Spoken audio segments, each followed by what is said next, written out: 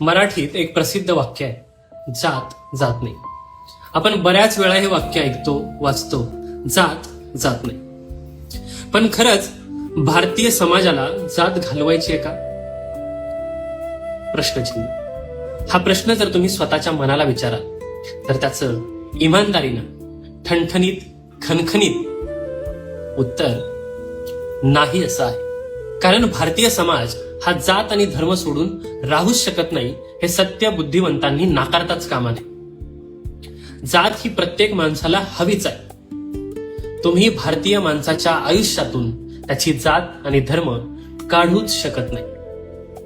ज्या ज्या माणसांनी भारतीय समाजातून जात आणि धर्म काढून टाकण्याचा प्रयत्न केला ती माणसं समाजाच्या प्रवाहातून बाहेर पडली.